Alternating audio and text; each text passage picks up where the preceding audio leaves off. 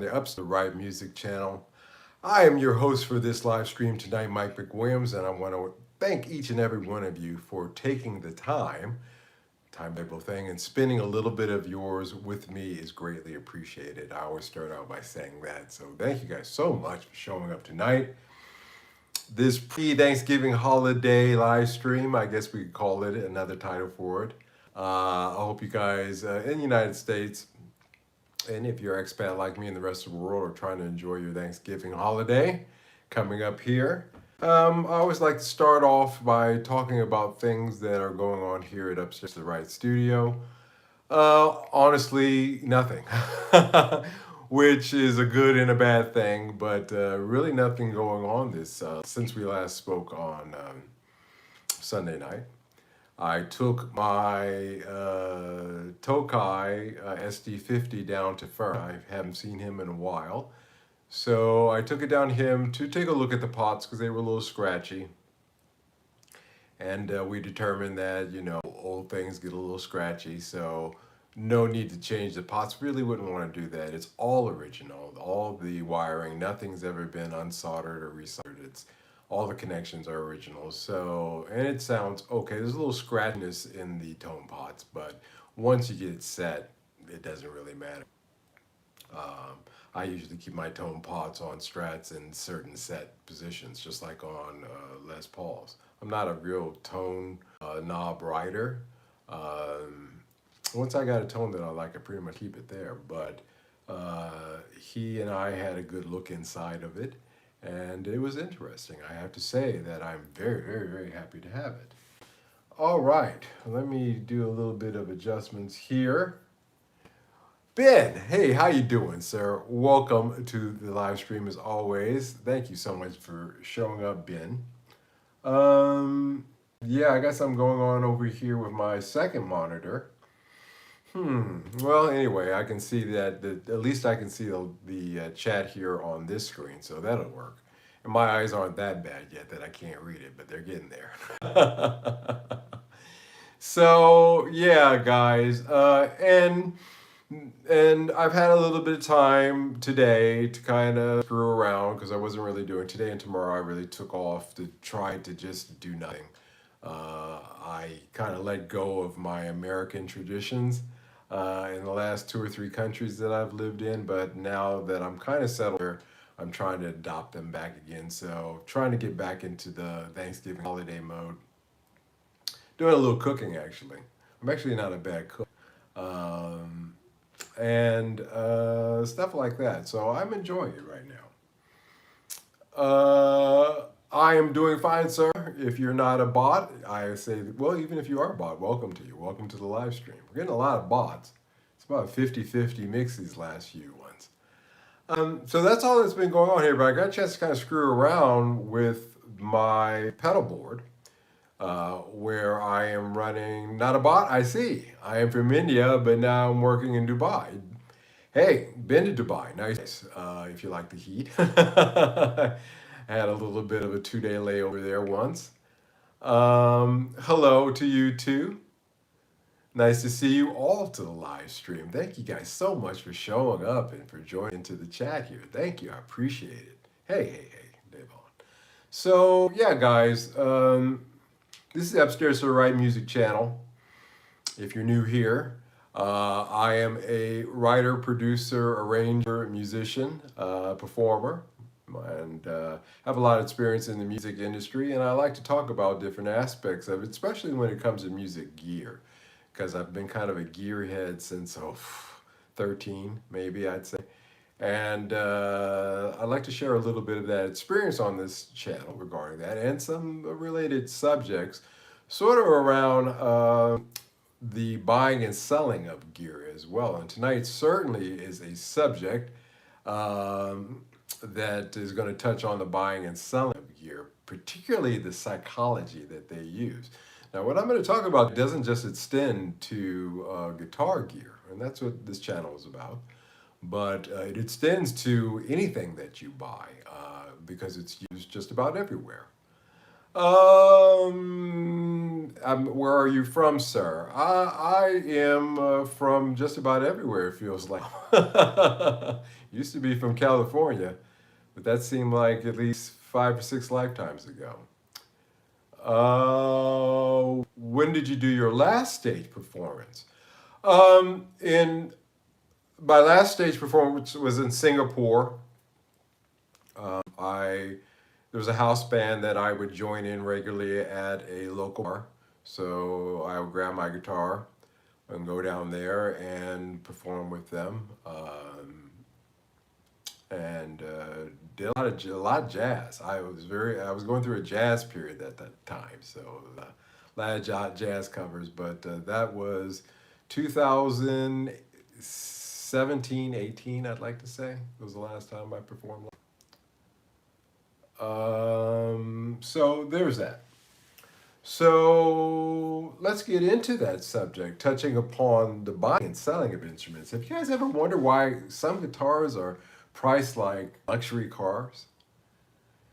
Recently, Gibson has put out their 1959 Humbucker Version Two.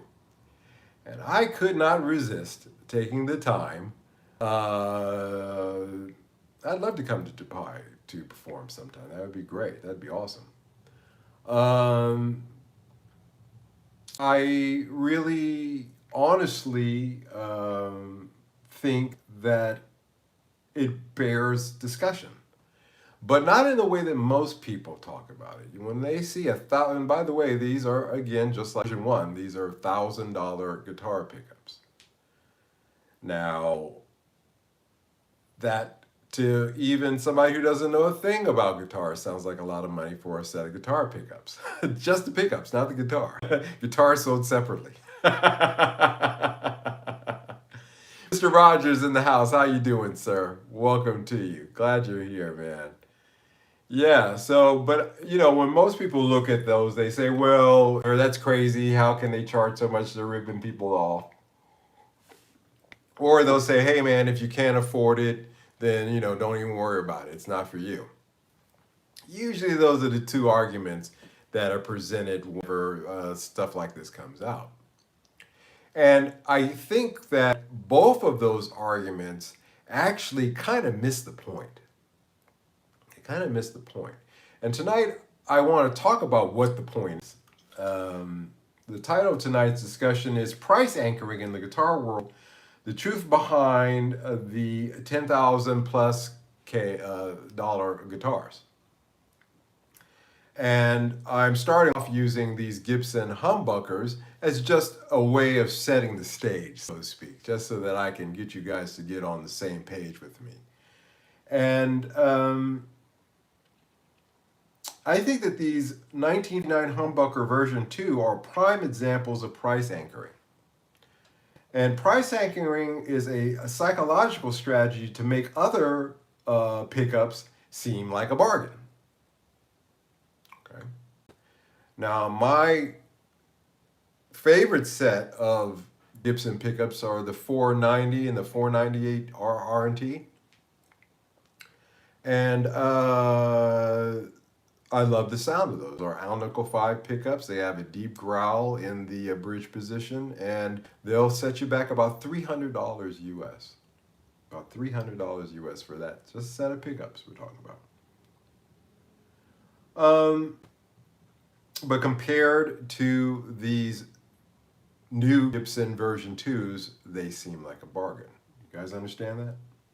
But they're not the only ones that use this tactic. In this live stream, I'm going to talk about ways that brands like PRS, Fender, and even small boutique builders employ price anchoring, how it works on your brain, how to avoid falling for it. So stick around and stay tuned for ways of protecting your wallet. You know, again, this gets to the motto of this channel. The motto of this channel is I'm good. I'm good. And I think that, honestly speaking,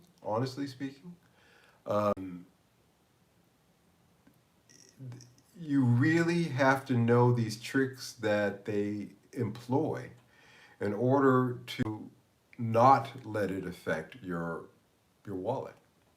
Tonight's discussion is along those lines. So another way that another trick, another tactic that they use to make you feel FOMO, fear of missing out. There's a little bit of that in here too. So with a whopping price tag of $1,000 for a reissue pickup set, by the way, then again, you're talking La La Land. You're talking about selling from the nostalgia of a set of pickups that most people haven't heard. Now, I've had the pleasure, since I've gone around the world and gone to a lot of guitar shops, actually to early 50s Gibsons, both a 58, a 57, and a 56. So I got to play P90s.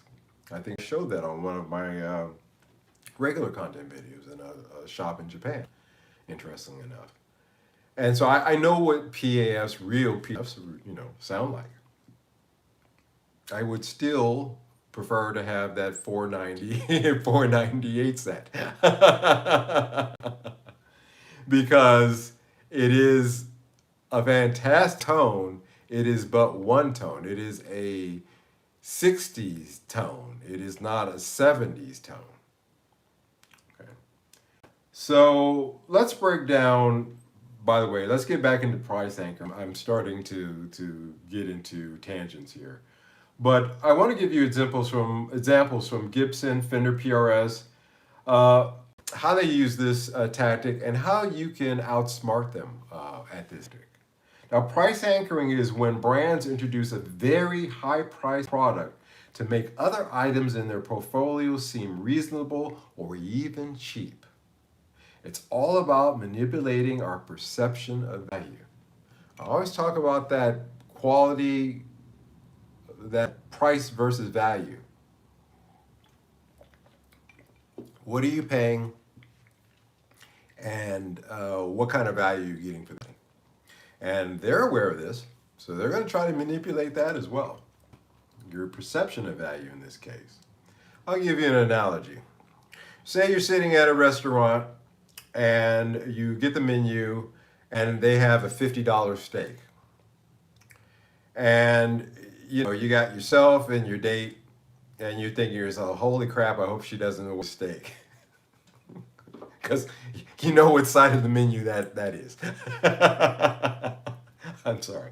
But next to that, they got a $20 hamburger. Now, suddenly that burger feels like a steal, even though the burger itself is still overpriced for what it is. See how that works? So Gibson markets their 59 Humbucker Version 2 as painstakingly, authentic. This is the close. Well, what was version 1 then? and what is version 5 going to be? Because you know where this is going. It's like, what's that clip, smells like shite? Hey, how you doing, Alex? How you doing? Good to see you, sir. Welcome. From LA, I believe, right now. That's funny, man. It's stupid. Version 1 was $1,000. Version 2 is $1,000, and version 1 was supposed to be the most authentic thing to a Gibson humbucker. Okay? They're screwing with your head, guys. They're making that $20 burger look good. You see how that works? It makes those $300 490, or even the 57 Classic, same price, costs you about $300, look cheap in comparison, like a bargain. It's the psychology of it. Now, that 59 Les Paul humbucker sound is a cultural iconic kind of thing. But again, like I said, it's just one tone. The 7 guitars did not have, the original humbuckers in them. They had 70s wound humbuckers. And if you listen to, I was listening to Crazy Train, and that was done on a Les Paul Custom with 70s voice of 70s pickups. Those are not the same sound that you're not necessarily, I mean, you get pretty close, but you're not going to get that sound out of a set of 59 humbuckers. So there is that. There's that. Maddie, Two Hats in the house. How you doing? Happy Thanksgiving to you, sir, too. Johnny, thank you so much. I appreciate it. Happy Thanksgiving to you guys who celebrate that, and to those who don't. That spirit of Thanksgiving is for everyone. And you know, it's the nostalgia of that tone of that 59 that Gibson is really playing. It's interesting. They don't have $1,000 special 70s one set like Steve Lawrence, you know, style pickups, which were, you know, the pickups of the 70s for Gibson. Not really rushing those out in $1,000, you know, wooden boxes with felt lining like a friggin', you know, jewelry box, are they? No, they're not. Because they're selling on the nostalgia. Now, maybe, I guess later on, you know, they will. I'm sure they're getting around to it. But the point of it is that it's kind of pointless. They're replicas, regardless. And using that nostalgia, that, as I call it, catch, is the flip side, not the flip side, is the twin to nostalgia. They're really trying to appeal to you on an infantile level, you know, as Freud so eloquently described once. So there's that. Now, does it deliver $1,000 worth of tone, or is it simply leveraging nostalgia and exclusivity? Again, the phone art, the fear of missing out. That's where the exclusivity of it comes in. Hey, I got a set of those $1,000 pickups. How, you know, didn't you? Doggone it, man. I just didn't have time to go pick it up. You know, the tone snobs, the closet queen guitar holders, those are the type of guys that usually buy that. Or the guys who have a custom shop, which they paid an extraordinary amount for those custom shop humbuckers, which in themselves were supposed to be the quintessential 59 tone. See how that works, guys? And they'll replace them with these $1,000 pickups. I mean, it's insane, guys. That tone chasing has cost marriages. It'll cost you your marriage. No shit. Let me do a refresh over here because for some reason I'm not getting the chat over here. Let me see if it's coming up. Oh, here we go. Run Riot says, kind of funny how PFs are super desirable now, but all the old rock stars couldn't wait to tear them out and replace them with aftermarket pickups back. And that is correct, Run Riot. A lot of some of the early Les Paul 59 type copies that were coming out, particularly, I can't remember the name of the guitar shop that did a special run of them. They were having issues with, again, the same thing. Guys bringing in these 59 Les Pauls and ripping out those and putting in a set of super distortion, stuff like that. Because it was the 70s and people wanted a louder sound than those PAFs from the 50s could provide. And yeah, and it's just funny. And the guy that tell that story, God, I wish I had Strings and Things. That was the name of the place. Look that story up. And he literally had because just sitting there, and people who ordered some of the first of these early, you know, as closer back to the way they were building them back in the day, Les Pauls from Strings and Things, got an actual set of burst buckers from 59, 60 in their guitars. Because the guy just had them lay them out, so he put them in those. That's a true story. They were not highly regarded. So thank you, Run Riot, for putting me on that tangent. The rabbit hole runs deep on this one, kids. It runs deep.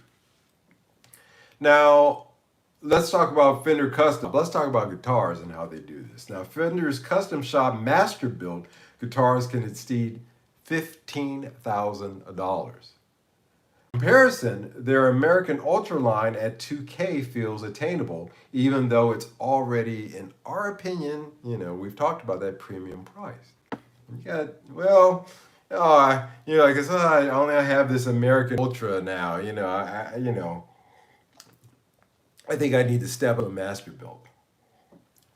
Which, by the way, you put your order in and you'll get it in about 3 to 4 years. The guitar is depreciating in value every friggin' year that it's not built, not to mention when it gets delivered. And the dollars that you tied up into it, the Visa, and again, I told you they could go for about 15 grand. That 15 grand could be gaining you money somewhere else. Just something to think. I throw that out there as a freebie. With the PRS private stock, same game. The private stock models can go for 12K plus. This makes a 3K PRS core guitar seem like a practical choice for the average player. Hey, I'm doing fine, James. So glad to see you, sir. I'm doing okay. I'm a little ailing a little bit, but I'm hanging in there. I'm here. We had a hell of a storm here in Holland, in the Netherlands today, windstorm. And so I stayed in and just dicked around.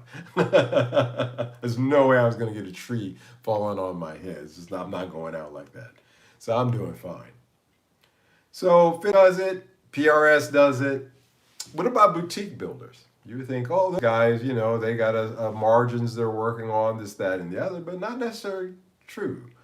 Collins release ultra exclusive high dollar guitars. Their standard models, though still pricey, feel more reasonable thanks to that high price anchor. See how that works? It's called price anchoring, guys. Called price anchoring. You're like, is Gibson crazy? Are they crazy? Are they nuts? When they release $1,000 set of pickups, it's because they're price anchoring. They're trying to make everything. It has they'll sell a few sets, but it has the add-on bonus of making all the other pickups seem cheap in comparison. I can't do those. I'd love to be able to get a pair of those $1,000, 59 version 2s, but I'm just gonna have to settle for that $300 price tag on those 57 classics. Come on, guys, come on. Now price of pickups, by the way, as another side tangent, are going up. They're going up. I never thought I bought my set of Q pickups, the Croatian winder, his copy of Japanese pickups that I have gone up in value at his shop, and you don't find them on Reverb very often, but when they do come up, they've gone up in value. So there are some pickups that will go up in value. Will these Burstbucker sets go up in value? Probably so. I hate to tell you guys, that's another added bonus to them, is that the exclusivity of them, and on the secondary market, they'll hold their value and they'll go up too, maybe a bit. So there's that too. So it's a better place to anchor your money, I guess, than in a master built from Fender. Seamus O'Brien, Mr. O'Brien, welcome. How you doing? Long time no see. All is well. I was just telling James it's doing okay. Run Riot, haha, my bad. No, you were correct, man. You brought up an excellent point. I did get on a tangent there, but it was a good one. So yeah, you got Fender. I showed you examples of how Fender does it, how PRS does it, how boutique builders do it, how Gibson does it. It's this price anchoring, guys. It's price anchoring, and the core of price anchoring is the spirit of FOMO. That's the evil spirit that lingers in price anchoring. It's FOMO. Because that's what it's anchored in. It's anchored in FOMO, fear of missing out. I don't talk about price anchoring very much. I'm very happy to be able to bring this topic up tonight as a discussion because I think it's important. Along with all the other tricks that we've discussed here in the past that they use, this is yet another one. And you'll see it in electronics in general. Both. There's a set of headphones that I like that are their, supposed top of the line noise canceling headphones. I like to have a good set when I travel. My old Bose headphones have finally wore out. But they have the super high ones, and then they got the okay ones. You know, they'll do their, but they're not like these, and the price difference is very big. And I guess in your mind, in my mind, I used to say, well, I might as well just get the more expensive ones because at the end of the day, you know, it's better. It's this better. But is that necessarily true?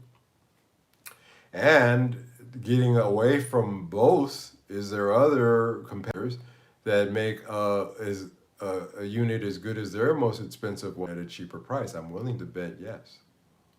I'm willing to bet yes. But even in that situation, in that type of electronics, you can see price anchoring at work.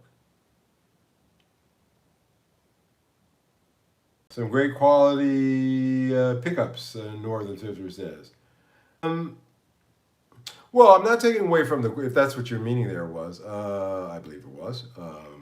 Northern Tifter, welcome.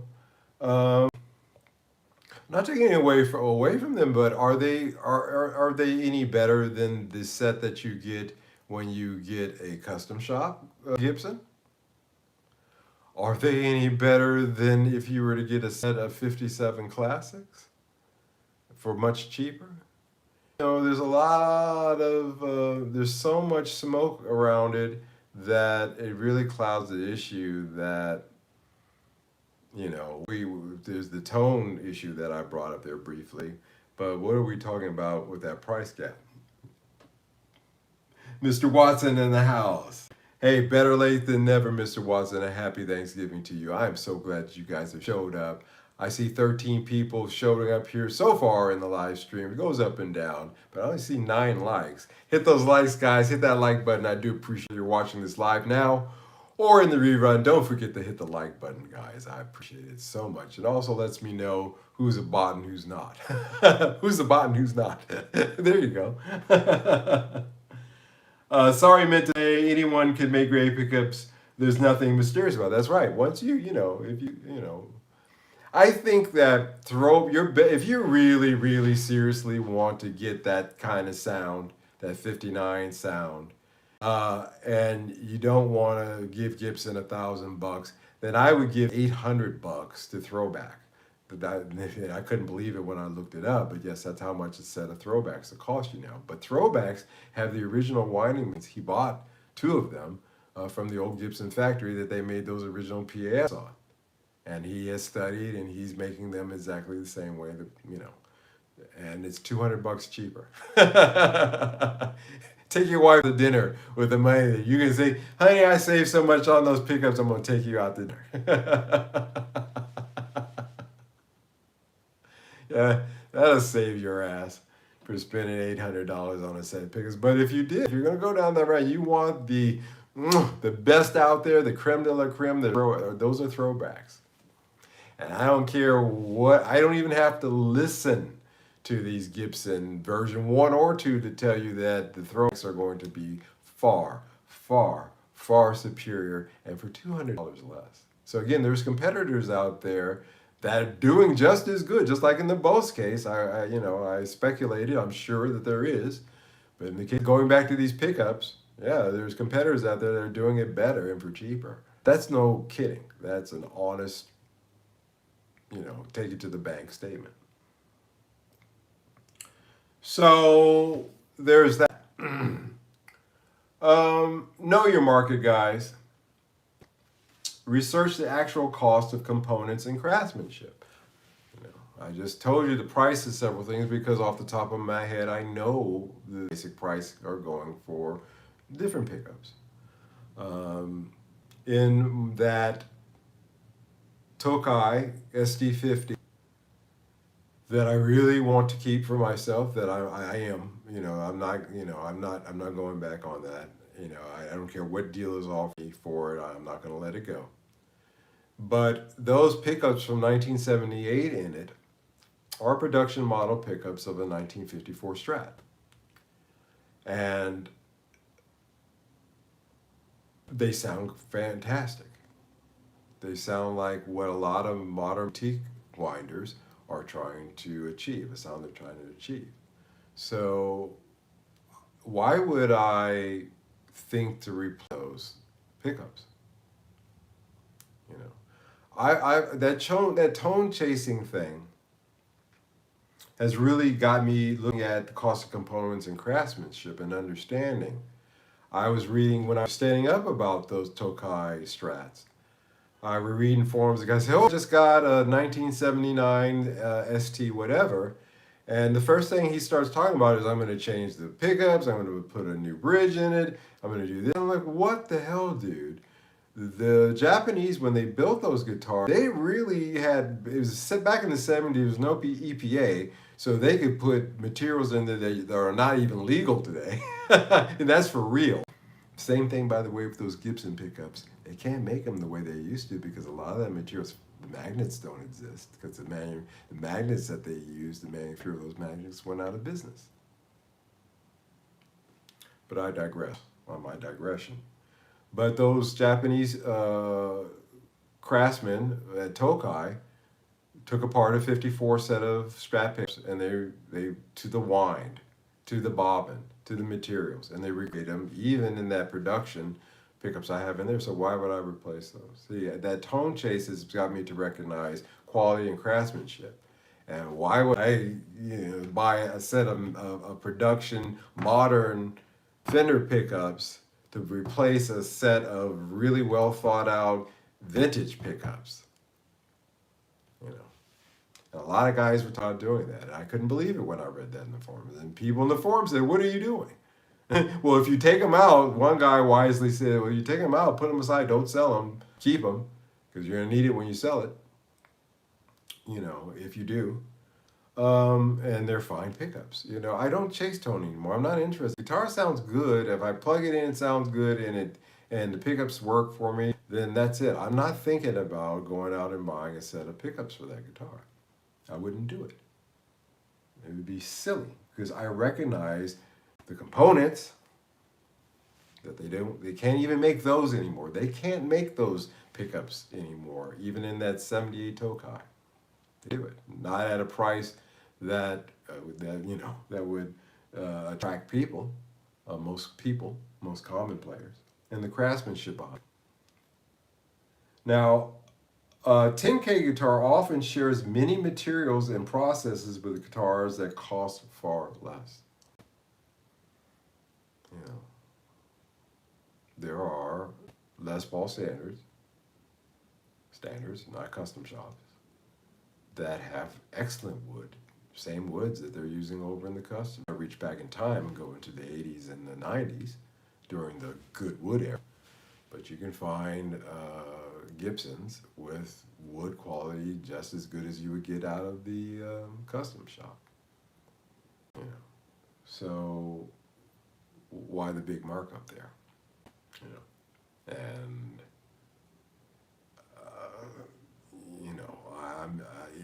that's the head scratcher to me.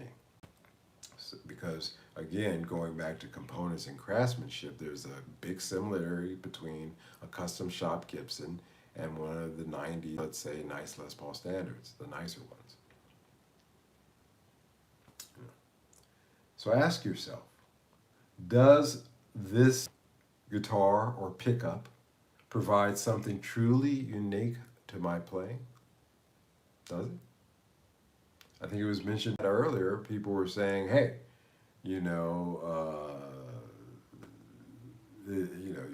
any good player will make any decent set of pickups sound good. And that's the truth. That is a stone cold honest truth, guys. Stop chasing tone. And if you're out there, Alex, if you're listening, my young friend, my young nephew, don't get into that tone chase either, where you're spending money and they, if I just get this pickup, or if I just, you'll spend 20 years and you'll look back at all the money you spend and you'll go back to realizing that you had a decent set in the first place. And so don't do what a lot of players starting out like you do. They go on this stupid tone chase. If you get a decent guitar with a decent setup, with a decent set of pickups, get your playing up. And then maybe you'll get a better guitar that has a better, maybe that's a subjective statement, but a better sounding pick to you. and you can graduate that way. But don't get caught into that, because again, it's part of this price tag. Then you're falling into FOMO, falling into all the tricks. Alex says 100% haha, not the guitar, it's the player. Thank you, Alex. You know that. Now that I know you know that, that's why you're going to get all your Uncle Carlton's guitars after I'm done with them. That's a fact. I'll take as many sets of those Max on You 2000 pickups, people. Yeah, yeah, Seamus. That custom that I had that I recently sold to a client had for 70s in it, the original ones. That's one of the reasons I wanted to keep that black custom from 76, because it sounded fantastic. It had that. It had that, crazy, train kind of, sound when you really cranked it. And people were pulling those out. It's insane. Alex says, high quality amp is worth it though. Yeah, I agree with that. You can take a cheap guitar and plug it into a really good amp and it'll sound great. You can take a really good guitar and plug it into a cheap amp and it'll sound shitty. That's just the truth. So yeah, as I've said before, if you're going to invest in anything, a decent, and by the way, I wouldn't get anything bigger than a 1x12 and make sure it has an effects loop, regardless of whether it's solid state or tube, although I would say a 1x12 tube would be the best way to go. And the best one that you can buy. My is not an expensive amp in itself. It's got a very expensive speaker in it. It's actually, the speaker in it's worth twice now the value of the amp itself, because greenbacks from the 70s have just skyrocketed for some reason. But it's a damn good amp. It's all the amp I need. It's a 1x12, and I don't need any other amp. I really don't. So yeah, that's correct. So, don't be swayed by limited editions either. I touched upon this 1,000 times. A lot of people, I've read this comment section again, from the guitar, My Les Paul forums. People say, yeah, I got burned on that Epiphone 1959 limited edition. He says, even the badge was the only, and that wasn't even limited edition. The badge that said limited edition on it. They cranked out so many of those. There's nothing limited edition about that. Limited edition runs are often part of the ploy. Just because it's rare doesn't mean it's worth the price. I'll give you an example. On my Les Paul forum, a guy was talking about how he came across somebody who's selling a complete set of all 8 of the Adam Jones Epiphones, with all the artwork on all the different ones on all. He was selling this. He said the guy started at something like 20,000, then dropped down to 15K, and it just keeps dropping. And the value, you can get an Adam Jones still new in the shop these days. They're still available. They're sitting around. I know it for a fact that the guitar shop that I sometimes go to has one. Every time I go in there, it's sitting there. There's the Adam Jones. It hasn't gone anywhere. Collecting dust. And it'll get blown out one of these days, and even then I won't buy it. Why would that? When I could use that money to buy a vintage Japanese guitar, it wouldn't happen. But just because it's limited, like those Adam Jones were said to be, doesn't mean that it will retain its value. And somebody lost their ass buying a whole set of those. Really. It's like somebody, he walked in a guitar shop and they said, "Sir, could you bend over, sir, just a little bit?" And when he did it, they chopped his ass off with a sword and they handed it to him. Oh, God. Northern Thrifter. You hear those guys online celebrating New Guitar Day, and before they've played it, they're replacing the pickups. I don't get it. I don't get it either. Even in my worst in Singapore, when I was swapping pickups, I'd give the pickups that the guitar came with a chance. A little bit of a chance. But again, I said that guy is like, oh, I just got a new ST60, which is a 78 ST60 Tokai. And he says, the first thing I'm going to do is get rid of the bridge, get pickups, and do this, do that. It's like, dude, you know, what are you doing? You haven't even got it yet. You're already planning changes to it. What the hell, man? I don't understand. But that's FOMO, guys, and that's gas. And that's all those things that, you know, if any message that I preach on, that's the one I preach on against the most. It's falling into that trap. It's a trap. And your wallet, your sanity, and maybe your relationships will suffer as a result if you fall into those traps. You know, like I said, our mascot, other than Moose, is Admiral Bar. To tell you, it's a trap. I'm getting, wait a minute. It's a trap. Well, I'm working on it. But you guys know it.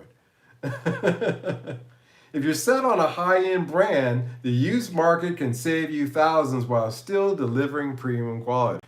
See, it all comes back to me preaching the secondhand market. I don't know how many different ways I've approached the secondhand market in conversations with you guys, 6 different ways of Sunday. 6 ways of Sunday. To show you that if you ever consider buying anything, you should start on the secondhand market. And if you can't find it, then go to, you know, the dealers. Shop, you know, is basically what that's about. Recognize emotional triggers. You know, these emotional triggers were designed by a guy named Bernays. He was a psychologist, early 20th century, who was the nephew of Sigmund Freud. Lovely family there, psychologist, who came up with these emotional triggers thing. It's with the whole Christmas holiday, Santa Claus, building on nostalgia of things that didn't really exist before the 20th century, like diamonds. Diamonds weren't expensive until, you know, they were made expensive. Marketing through emotional triggers, especially diamonds. Marriage, is that not an emotional trigger? I think so. Price anchoring often appeals to pride. I got those version 2s. You still got those old version 1s? Loser. FOMO. Take a step back. Just step back and assess logically. Look at it and mock it even if you can. You know, mock these things, because mockery is the best way of cutting through sometimes the truth of things. Comedians do it all the time. They're telling a joke, but if they're a good comedian, they're making a good point, socially or something. They're making a point there, but they're doing it through humor. And I try to do that a little bit here when I look at these things, but I also have a point. And taking a step back, mocking it a little bit like I have tonight, it allows you to assess it logically. Take a look at it logically. Remember, a guitar is only as good as the music you create with it, not the price tag. Guitar is only, I'll say it again, you can get a tattoo on it, put it on your back. A guitar is only as the music you create with it, not the price tag. I keep on telling you about Skunk Baxter and that $25 guitar that he got from Guitar Center, that he recorded Bad Girls, all those guitar licks on that Donna Summer album from the 70s, that's all a $25 guitar. The man has made in royalties oceans of money than that off that guitar. So was it the guitar or was it the guitar player? Mr. Thornhill, happy Thanksgiving to you, sir. Thank you so much for showing up tonight. So, you know, price anchoring, guys, price anchoring. It's the reason why they come out with these high price, high ticket items. And it extends out to cars, to electronics, to a lot of different things. A lot of different things. It's price anchoring, the psychology of it. Be aware of it. You know, don't fall into the common arguments of, you know, well, if you can't afford it, don't worry about it, or you know, they're trying to rip me off. You know, they're ripping people off again. No, that you're looking at that all wrong. You're saying to yourself, okay, so they're trying to make everything else look cheap. That's the way you should look at it. And then look at the everything else and ask yourself, is it really cheap? That's how you turn that around. There's no trap that cannot be turned on its creator. There's no trap that can't be turned around on the person who created it. So you turn it around, turn that trap around. You say, okay, you're asking that much. Let me take a second look at how much you're charging for your other pickups. Well, wait a minute. How come these cost this much when there's an alternative out here? You know, and just go from there. And then when you have that mentality, when you've achieved that level of zen, then it's useless. It's you know, it's almost a joke. It's laughable. But it's price anchoring, guys. It's really, you know, it's part of it, but it's a big component of it. And I haven't really talked about it before, but I thought maybe tonight that it would be a good time to talk about it. One of the subjects that I was thinking about talking about, touching upon tonight, but it's just, you know, I couldn't get an hour's worth out of material out of it, was a recent bust 2 days, yesterday, of supposedly $20 million worth of Gibsons at in LA, Port of LA. You know, I saw, you know, I watched the news. I watched, you know, I'm from Los Angeles, so I watch KTLA. Even living over here in Amsterdam, I get KTLA. So I watch it, see what's going on in LA. And that story came up, and I cracked up. First of all, you know, Michael Watson says, heard about that. Yeah, yeah. First of all, you can see it on YouTube. Check it out. You can look at cars. Their concern was, this is what they put forward. We're concerned about the safety of consumers out there because fire hazards from faulty plugs. And I've never heard of, now there's this famous story of Eddie Van Halen during the Beat It solo that the studio monitors caught on fire. But I've never heard of the actual guitar on fire unless somebody was pouring acetone on it and lit it and going like that, like Jimi Hendrix. Then I've started calling fire. But it wasn't because you plugged it in. It was the most ridiculous reason for pulling them off the market that I ever heard in my life. No, you pull them off, and you know, and then the standard. If you see it online and the price is too good to do it, usually is. You know, you know. I love Americans, but sometimes the platitudes that come out of there are, you know, if you step back, look at them, they're sometimes they're juvenile in scope. But anyway, they're you know they're a mile wide and an inch deep.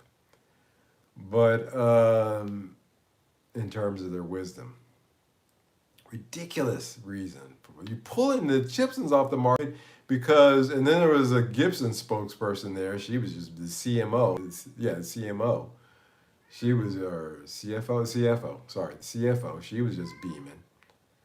And it was a circus. And I looked at the quality of the guitars. For Gibson, to be honest with you, they really are making those Gibsons. The things that I look for is the offset of the bridge. For some reason, they can never get bridge alignment right.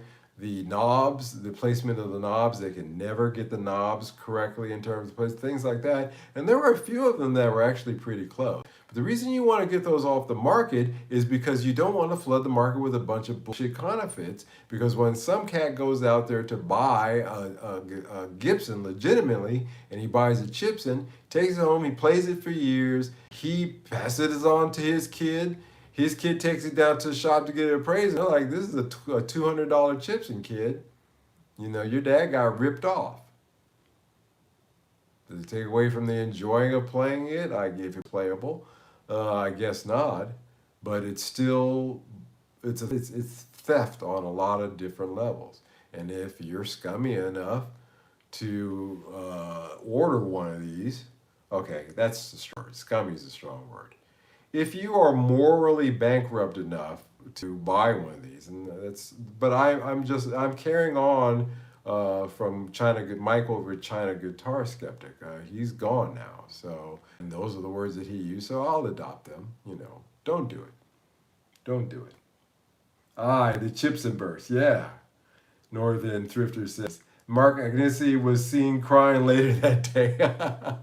Somebody bought a shitload of Chipsons, dude. I have never seen more Chipsons in my life, and it was all one shipment. It was serious, dude. And all different makes and models. They had everything. They had a few Gibsons too, Fender copies. I had never seen anything. Look at the news footage. Go on YouTube, check in, Gibson guitars, and you'll find it. And you'll say to yourself, holy shit. They ascribe the street value of those of like $20 million, by the way. But that would be, I did the math on that. That would be assuming that each guitar had come out to something like $5,000 each or something like that. And no, that wasn't happening. Truth of the matter, those are $200 to $300. Bought in bulk like that, I'm sure that guy was, whoever ordered it, the group that ordered them were getting them for about $200 to $300 each. And that size of shipment, yeah, absolutely. That's the kind of price. That's probably one of the reasons why there were so many of them, because they get a shitload of them for a couple $100 each, and they got busted. And they find out and track and trace who that belongs to. Those people do serious time. They'll do time for that. You can guarantee it, 100%. So don't do it, guys. Don't do the Gibson thing. Man, for God's sake, why would you do that? Why would you, I never understood that. You know it's a Gibson. You can pretend, hey guys, look at this, One guy, he was showing off his Gibson, he said, I ordered it on Temu. It's like, you can't order a fucking chip, I'm sorry guys. You can't order a Gibson on Temu. What are you smoking? Even that, they're trying to find ways of justifying, it's a Temu guitar. There is no Gibsons on Temu. They in the beginning, the Temu, when they first trying to reach out to the West, they had some decent shit on there, like some of the neck bodies. They don't even have those anymore. That ship has sailed. Yeah, that's Temu. It really was, the quality stuff was a year ago. Everything else now is crap now. They don't sell those good, flame maple, tiger maple necks, gone. Bodies that were identical to Squire bodies, gone. Can't find those. Probably because, trademarks, that and the other. But it was a golden time. But somebody got a shitload of Gibsons in and didn't quite make it to the doorstep. So, caveat emptor, buyer beware, obviously, is what one of the messages I'm trying to put out there. But you damn well, if you're buying a Gibson, if you're buying a car, you're buying a Gibson, you know how much a Gibson standard costs. Everybody, if you're looking to buy one, you know what they cost. See one for $600, it's a Gibson.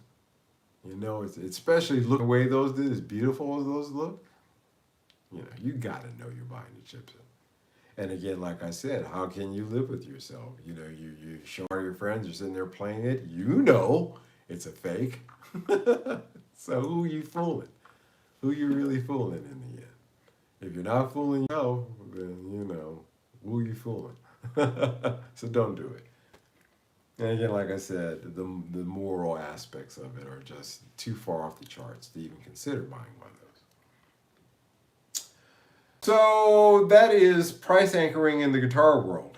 And the reason why you're seeing these $1,000 Gibson pickups. The real reason why. So now that you know that, and you have that little bit of information, you can extend that out, like I said, to a lot of different things. And the key to overcoming that is there's always an alternative, cheaper alternative out there. And maybe, in some cases, a better quality alternative out there. I keep mentioning it because I'm happy to have it. That tie from 1978 has a bone nut on it. And little attentions to detail like that, you're just not going to find now, even on the Made in Mexico sets. For that's a $1,200 guitar. A Made in Mexico Strat, it will cost you about the same, maybe a little bit less. But the quality difference there, is obvious. It's obvious. So just go to the secondary market. You'll be happy. Scott Bogfoot, man, thank you so much. I am so glad to see you. How are things in Newfoundland? I hope the weather up there is not too blistery. We had ourselves a mega windstorm here. I've got to go out tomorrow and try to find my deck furniture. Because half of it's down the lies plane by now. It's not too funny because there's always somebody who dies in these windstorms. They always advise you don't go out, and there's always somebody who dies because a tree falls on their head. It's like, and today, unfortunately, it was no different. A young lady died because a tree fell in the Guilderland where I spend my holiday time. And if they tell you don't go out in the wind and don't do it, don't do it, but there's no place that is so important that you have to be to that you can't wait till tomorrow. Because if you go today, there may not be a tomorrow. And certainly in that young lady's case, there wasn't. So cold and wet here. Yeah, it sounds like here. Cold and wet. That describes here. So anyway, guys, I hope that I didn't go on too many tangents. I hope that tonight's information was very usable for you guys. Think about it, guys. Price anchoring and how the psychological effects of are on you, and how they use that to basically part with you and your money, part you and your money, divorce you from your checking account. So don't fall for it. All right, I am exhausted, and I have a full day of cooking. I have guests coming over for Thanksgiving dinner tomorrow. I made a pecan pie today. Tomorrow morning I will make the biscuits and the side dishes, and around 2:30 I will put the turkey in the oven. And it's amazing. I will cook a whole dinner and I'll eat maybe this much of it. I'll have a couple of bites of turkey, a couple of bites of this, a couple of bites of that. But I want my guests to always have the best tasting food, even if I don't eat much. My appetite being what it is these days. But I hope you all have a very, very, very enjoyable Thanksgiving tomorrow for those of you who are celebrating it. For those of you who aren't, I wish there was such thing as smell-o-vision, because then you go to the Food Network and enjoy that smells of Thanksgiving. There's nothing else like the smell of a house with a turkey in the oven. It's quite a smell, if the turkey's done right. So I hope you guys enjoy that in some way. I will talk to you coming up on Sunday. I may edit another video tomorrow if I have time and put it out. We'll see. But anyway, you guys enjoy yourselves. I will see you later. Bye-bye.